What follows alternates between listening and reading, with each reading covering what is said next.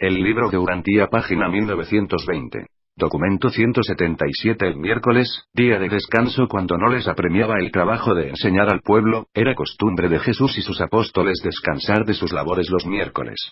Este miércoles en particular desayunaron un tanto más tarde que de costumbre, y el campamento estaba impregnado de un silencio ominoso. Poco se dijo durante la primera mitad de esta comida matutina. Por fin Jesús habló: «Deseo que descanséis hoy. Dedicad tiempo a pensar en todo lo que ha ocurrido desde que vinimos a Jerusalén y meditar en lo que se avecina, de lo cual os he hablado claramente. Aseguraos de que permanezca la verdad en vuestra vida, y de que crezcáis diariamente en la gracia». Después del desayuno el maestro informó a Andrés que tenía la intención de ausentarse por el día y sugirió que se les permitiera a los apóstoles pasar el tiempo según sus propios deseos, excepto que no entrarán bajo ninguna circunstancia a Jerusalén. Cuando Jesús se preparó para ir a las colinas a solas, David Zebedeo se le acercó diciendo: «Bien sabes, maestro, que los fariseos y potentados desean destruirte, y sin embargo te preparas para ir solo a las colinas. Es una locura exponerse así. Por lo tanto, enviaré a 3 hombres contigo, bien preparados para que vigilen que no te ocurra nada malo». Jesús miró a los 3 bien armados y robustos galileos y dijo a David: «Tienes buenas intenciones, pero te equivocas porque no llegas a comprender que el Hijo del Hombre no necesita a nadie para que lo defienda. Ningún hombre me atacará hasta la hora en que esté listo para dar mi vida en conformidad con la voluntad de mi Padre. Estos hombres no deben acompañarme. Deseo ir solo, para poder comulgar con el Padre». Al escuchar estas palabras, David y sus guardianes armados se retiraron. Pero al encaminarse Jesús solo, Juan Marcos se adelantó con una pequeña cesta, que contenía alimentos y agua, y sugirió que, si tenía el maestro la intención de alejarse por todo el día, puede que tuviera hambre. El maestro sonrió a Juan y tendió la mano para tomar la cesta. 1. Un día a solas con Dios Jesús estaba a punto de tomar de las manos de Juan la cesta del almuerzo, pero el joven se aventuró a decir: «Pero, maestro, es posible que dejes la cesta en el piso para ir a orar y te alejes sin llevártela. Además, si yo te acompaño para llevar el almuerzo, tú estarás más libre para adorar, y yo con toda seguridad me quedaré callado. No haré ninguna pregunta y me quedaré con la cesta cuando tú te apartes para orar». Al hacer este discurso, cuya temeridad sorprendió a algunos de los oyentes que se encontraban allí, Juan se atrevió a seguir sosteniendo la cesta. Ahí estaban, página 1921, Juan y Jesús, ambos aferrados de la cesta. Dentro de poco el maestro la soltó y, bajando la mirada sobre el muchacho, dijo: «Puesto que anhelas de todo corazón acompañarme, no se te negará. Nos iremos por nuestra cuenta y tendremos una buena charla. Podrás hacerme toda pregunta que surja de tu corazón, y nos consolaremos mutuamente. Puedes empezar llevando el almuerzo, y cuando te canses, te ayudaré. Sígueme pues». Jesús no retornó al campamento esa noche hasta después de la puesta del sol. El maestro pasó su último día de quietud sobre la tierra, en compañía de este joven hambriento de verdad, y hablando con su Padre en el paraíso. Este acontecimiento se conoció en lo alto como el día que cierto joven lo pasó con Dios en las colinas. Por siempre esta ocasión ejemplifica el deseo del Creador de fraternizar con la criatura. Hasta un mancebo, si el deseo de su corazón es realmente supremo, puede obtener la atención y disfrutar de la compañía amante del Dios de un universo, experimentar realmente el éxtasis inolvidable de estar a solas con Dios en las colinas, y todo eso, por todo un día. Esta fue la experiencia singular de Juan Marcos este miércoles en las colinas de Judea. Jesús habló mucho con Juan, conversando libremente de los asuntos de este mundo y del próximo. Juan le dijo a Jesús cuánto lamentaba no haber tenido edad suficiente para ser uno de los apóstoles y expresó su gran apreciación por haberle sido permitido seguirlos, desde la primera predicación de ellos junto al vado del Jordán cerca de Jericó, exceptuando el viaje a Fenicia. Jesús le advirtió al joven que no se desalentara por los acontecimientos inminentes y le aseguró que viviría para transformarse en un poderoso mensajero del reino. Juan Marcos estaba emocionado por el recuerdo de este día con Jesús en las colinas, pero nunca olvidó la admonición final del Maestro, pronunciada cuando estaban por retornar al campamento de Getsemaní, cuando dijo: «Bien, Juan, hemos tenido una buena conversación, un verdadero día de descanso, pero cuídate de no contar a nadie las cosas que te dije». Juan Marcos nunca reveló nada de lo que sucedió durante ese día que pasó con Jesús en las colinas. A lo largo de las pocas horas restantes de la vida terrenal de Jesús, Juan Marcos no permitió que el maestro se alejara por mucho tiempo de su vista. El muchacho estaba siempre oculto, pero cerca. Solo durmió cuando Jesús dormía. 2. La vida hogareña de los primeros años. En el curso de este día de compañerismo con Juan Marcos, Jesús pasó bastante tiempo comparando sus experiencias de la niñez y de la adolescencia. Aunque los padres de Juan poseían más bienes mundanos que los que habían poseído los padres de Jesús, había mucho de similar en sus experiencias juveniles. Jesús dijo muchas cosas que ayudaron a Juan a comprender mejor a sus padres y a los otros integrantes de su familia. Cuando el muchacho preguntó al maestro cómo podía él saber que Juan se volvería un poderoso mensajero del reino, Jesús dijo: sé que demostrarás tu lealtad al evangelio del reino, porque puedo confiar en tu fe y amor presentes, ya que estas cualidades están cimentadas en una capacitación tan temprana como ha sido la tuya en el hogar. Eres el producto de un hogar en el que los padres se tienen afecto sincero, y por lo tanto no has sido amado en exceso, como para que hubieras exaltado perjudicialmente el concepto de tu autoimportancia. Tampoco ha sufrido distorsiones tu personalidad como consecuencia de posibles maniobras sin amor de tus padres, el uno contra el otro por ganar tu confianza y lealtad. Has disfrutado de ese amor paterno que asegura una laudable autoconfianza y fomenta sentimientos normales de seguridad. Pero página 1922 también has sido afortunado, porque tus padres poseían sabiduría a la vez que amor. Fue su sabiduría la que los condujo a negarte la mayoría de las formas de indulgencia y los muchos lujos que puede comprar el dinero. Te enviaron a la escuela de la sinagoga con tus compañeros de juegos del barrio en el que vivías, y también te alentaron a vivir en este mundo de modo tal que pudieras hacer una experiencia original. Viniste al Jordán, donde nosotros predicábamos y los discípulos de Juan bautizaban, con tu joven amigo Amós. Ambos deseabais ir con nosotros. Cuando regresasteis a Jerusalén, tus padres consintieron. Los padres de Amós se negaron. Tanto amaban a su hijo que le negaron la experiencia bendita que tú has tenido, aún la que estás disfrutando hoy mismo. Amós podría haberse escapado de su casa para unirse a nosotros, pero si lo hubiera hecho, habría herido el amor y sacrificado la lealtad.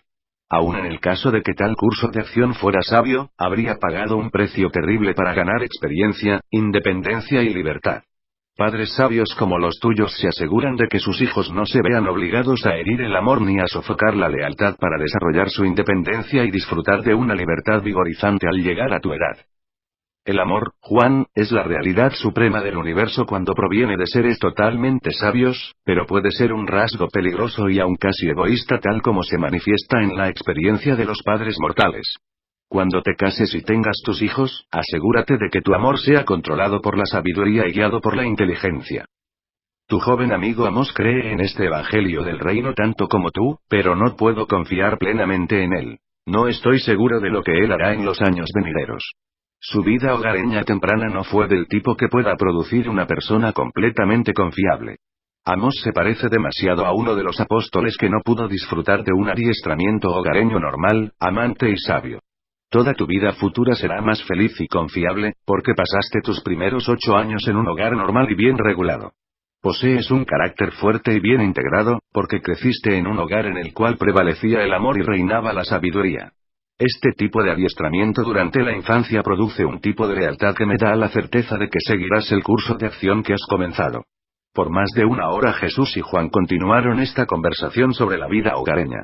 El maestro siguió explicándole a Juan cómo un niño depende totalmente de sus padres y de la asociada vida hogareña para formar sus primeros conceptos de todo lo que sea intelectual, social, moral y aun espiritual, puesto que la familia representa para el niño pequeño todo lo que él puede conocer de primera intención en cuanto a las relaciones humanas o divinas.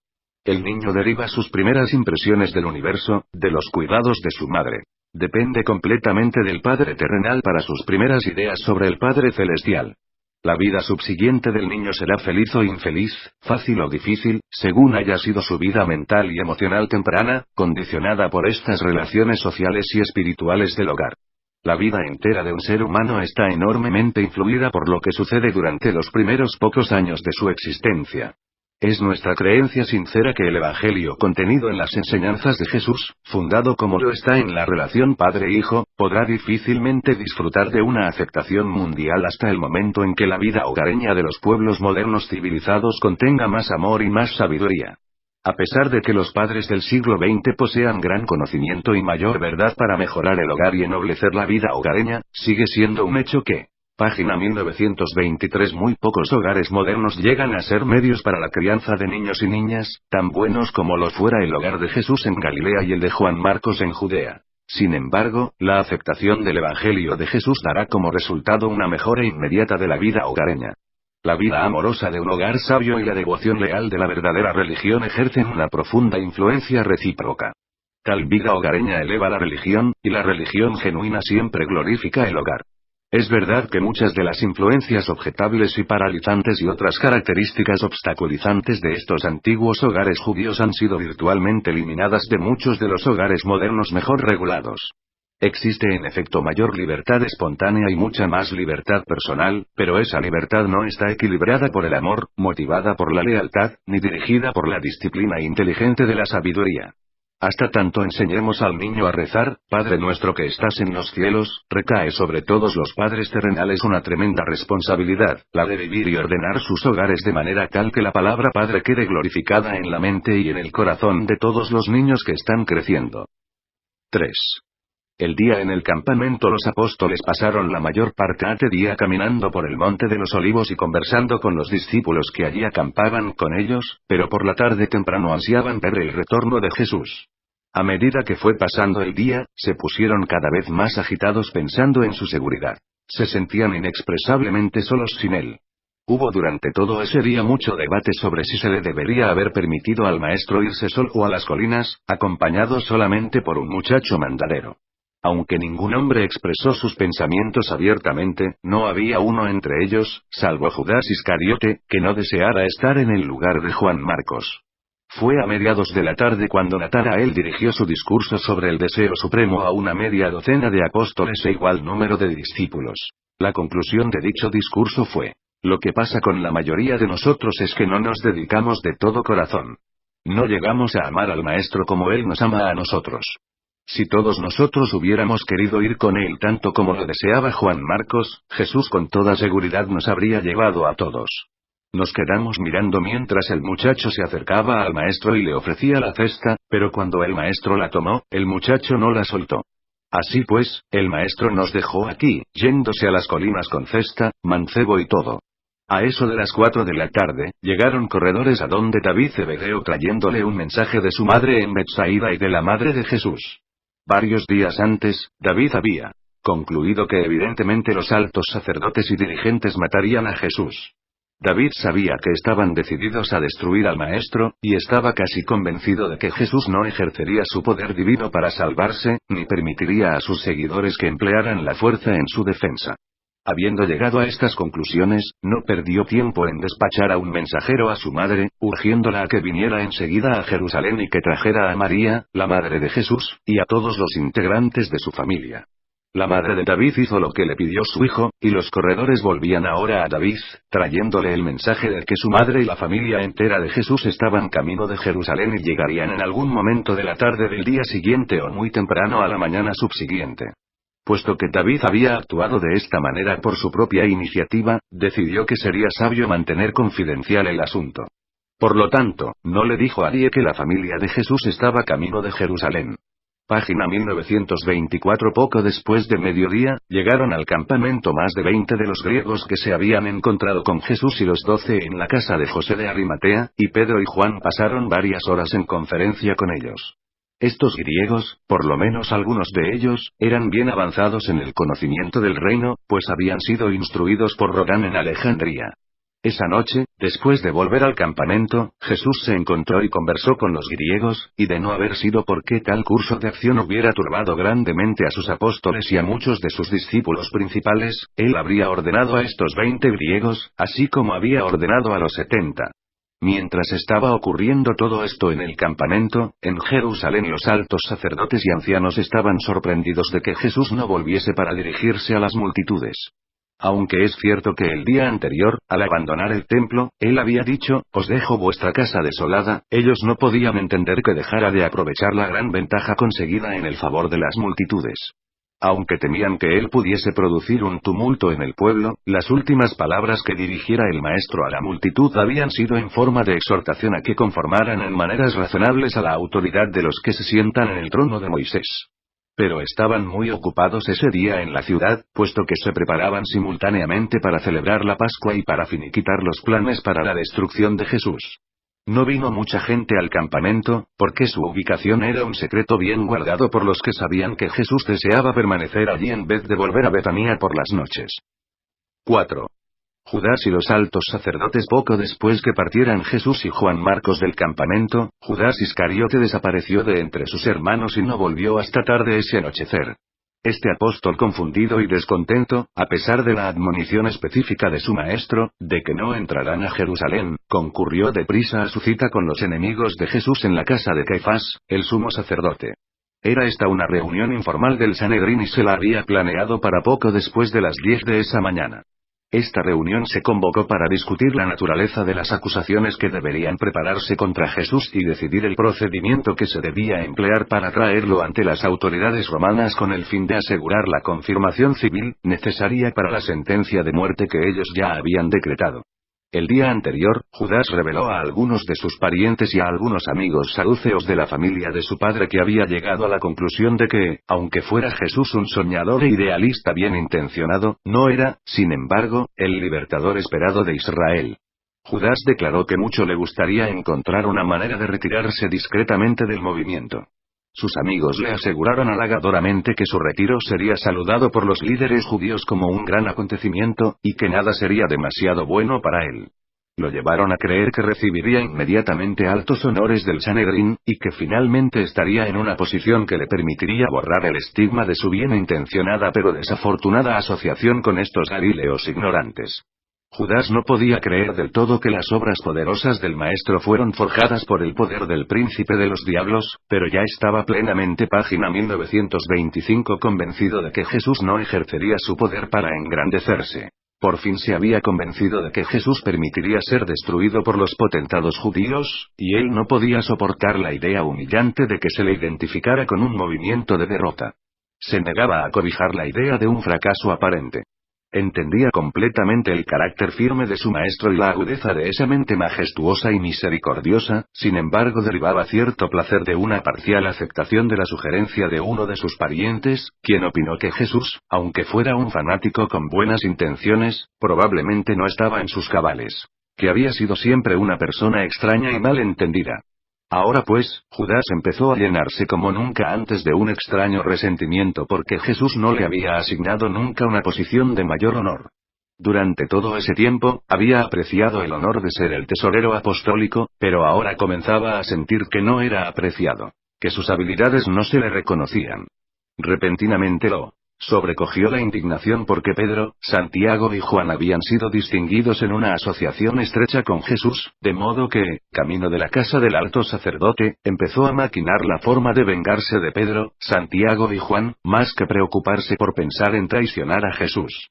Pero por sobre todas las cosas, en ese momento, una idea nueva y dominante comenzó a ocupar la atención máxima de su mente consciente. Había salido para conseguir honores para sí mismo, y si podía conseguirlo vengándose al mismo tiempo de los que contribuyeron a la mayor desilusión de su vida, mejor así. Cayó presa de una terrible conspiración de confusión, orgullo, desesperación y determinación. Así pues, debe resultar claro que no fue por dinero que Judas se encaminó en ese momento a la casa de Caifás con el objeto de planear la traición de Jesús. Al acercarse Judas a la casa de Caifás, llegó a la decisión final de abandonar a Jesús y a sus compañeros apóstoles. Habiendo así decidido desertar la causa del reino del cielo, estaba decidido a asegurarse para sí mismo todo lo posible de esos honores y glorias que creía serían suyos algún día cuando por primera vez se identificó con Jesús y con el nuevo evangelio del reino. Todos los apóstoles compartieron, en cierto momento, esta ambición con Judas, pero a medida que pasaba el tiempo, aprendieron a admirar la verdad y a amar a Jesús, por lo menos, más que Judas. El traidor fue presentado a Caifás y a los líderes judíos por su primo, quien les dijo que Judas, habiendo descubierto su error al dejarse llevar por mal camino por la sutil enseñanza de Jesús, había llegado a la conclusión de que deseaba hacer una renuncia pública y formal de su asociación con el Galileo. Al mismo tiempo, pedía que se restableciera la confianza y la camaradería de sus hermanos judeos. Este portavoz de Judas siguió explicando que Judas reconocía que sería mejor para la paz de Israel que Jesús fuera arrestado, y que, como prueba de su arrepentimiento por haber participado en este movimiento erróneo y de su sinceridad al regresar a las enseñanzas de Moisés, venía para ofrecer sus servicios al Sanedrín para arreglar con el capitán encargado de arrestar a Jesús que se efectuara el arresto en forma secreta, evitando así el peligro de excitar a las multitudes o la necesidad de posponer la acción hasta después de la Pascua. Cuando el primo terminó de hablar, presentó a Judas quien, adelantándose frente al sumo sacerdote dijo: «Todo lo que mi primo acaba de prometer lo haré yo, pero ¿qué estáis dispuestos a darme a mí por este servicio?». Judas no pareció discernir la expresión de desdén y aún de disgusto que inundó el rostro del página 1926 vanaglorioso Caifás de corazón endurecido. Demasiado ansiaba él su autoglorificación y anhelaba la satisfacción de la autoexaltación. Entonces Caifás bajó la mirada sobre el traidor y dijo: «Judas, ve a donde el capitán de la guardia y arregla con ese oficial para traernos a tu maestro esta noche o mañana por la noche y cuando nos lo entregues, recibirás tu recompensa por este servicio». Cuando Judas oyó esto, se despidió de los altos sacerdotes y líderes y fue a consultar con el capitán de los guardianes del templo en cuanto a la forma en que habían de apresar a Jesús. Judas sabía que Jesús estaba en ese momento ausente del campamento y no tenía idea ninguna a qué hora volvería esa noche, por consiguiente, acordaron entre ellos arrestar a Jesús la noche siguiente jueves después de que tanto el pueblo de Jerusalén como todos los peregrinos visitantes se hubieran retirado para descansar. Judas volvió a donde sus asociados en el campamento, embriagado con ideas de grandeza y gloria tales como no había tenido por mucho tiempo. Se había asociado con Jesús esperando algún día volverse un gran hombre en el nuevo reino. Finalmente se había percatado de que no habría un nuevo reino tal como él lo había anticipado. Pero se regocijaba de su sagacidad al decidir que compensaría su desilusión por no poder alcanzar la gloria en un nuevo reino por venir con la obtención inmediata de honores y recompensas en el viejo orden. Estaba él ahora seguro de que ese viejo orden sobreviviría y destruiría a Jesús y a todo lo que él representaba. En esta última motivación de intención consciente, la traición de Judas demostró ser el acto cobarde de un desertor egoísta, cuya única preocupación era su propia seguridad y glorificación, pese a las posibles consecuencias de su conducta sobre su maestro y sobre sus ex asociados. Pero así fue por siempre. Hacía mucho tiempo que Judas alimentaba consciente y progresivamente en su mente, en forma deliberada, persistente, egoísta y vengativa y que albergaba en su corazón, estos deseos odiosos y malvados de venganza y deslealtad. Jesús amaba a Judas y confiaba en él aún como amaba y confiaba en los otros apóstoles, pero Judas no llegó a desarrollar su confianza leal ni de experimentar amor sincero recíproco. Cuán peligrosa puede llegar a ser la ambición cuando está totalmente ligada con la búsqueda de la satisfacción del yo y supremamente motivada por sentimientos de venganza largamente suprimidos y sombríos. Cuán aplastante es el desencanto en la vida de aquellas personas necias que, porque fijan sus anhelos en las atracciones tenebrosas y desvanecientes del tiempo, se ciegan a las aspiraciones más altas y más reales de los alcances duraderos de los mundos eternos de valores divinos y realidades verdaderamente espirituales. Judas ansiaba en su mente los honores mundanos y llegó a amar este deseo con todo su corazón. Los demás apóstoles del mismo modo anhelaban estos mismos honores mundanos en su mente, pero con el corazón amaban a Jesús y hacían lo que podían por aprender a amar las verdades que éste les enseñaba. Judas no se lo percató en este momento, pero había criticado subconscientemente a Jesús, desde el momento en que Juan el Bautista fue decapitado por orden de Herodes. En las profundidades de su corazón, Judas siempre resintió el hecho de que Jesús no hubiera salvado a Juan. No debéis olvidar que Judas había sido discípulo de Juan mucho antes de seguir a Jesús. Esta acumulación de resentimiento humano y amargo desencanto que Judas guardaba en su alma en atuendos de odio, se organizó ahora en su mente subconsciente, lista para aflorar a la superficie e inundarlo en cuanto se atrevió a separarse de la influencia apoyadora de sus hermanos, exponiéndose al mismo tiempo a las astutas insinuaciones y al ridículo encubierto de los enemigos de Jesús. Cada vez que Judas permitía que se remontaran sus esperanzas y Jesús decía o hacía algo que las derrumbaba, dejaba en el página 1927 corazón de Judas otra cicatriz de amargo resentimiento. Y al multiplicarse estas cicatrices, finalmente su corazón tantas veces herido, perdió todo afecto real por el que infligiera estas experiencias desagradables a su personalidad bien intencionada, pero cobarde y egocéntrica. Judas no se daba cuenta, pero era un cobarde. Por eso, siempre intentaba atribuir a Jesús tendencias cobardes, como explicación de negarse a buscar el poder y la gloria que parecían estar a su alcance. Todo hombre mortal sabe muy bien que el amor, aunque al principio sea genuino, puede transformarse por el desencanto, los celos y el resentimiento constante, en odio verdadero. Por fin podían respirar en paz por unas horas los altos sacerdotes y los ancianos. No tendrían que arrestar a Jesús en público, y el haberse granjeado a Judas como aliado traidor les aseguraba que Jesús no escaparía de su jurisdicción como lo había hecho tantas veces en el pasado. 5. La última hora social. Como era miércoles, esa noche hubo en el campamento una hora social. El maestro intentó levantar el ánimo de sus apóstoles deprimidos, pero eso era casi imposible. Todos empezaban a percatarse de que se avecinaban acontecimientos desconcertantes y aplastantes.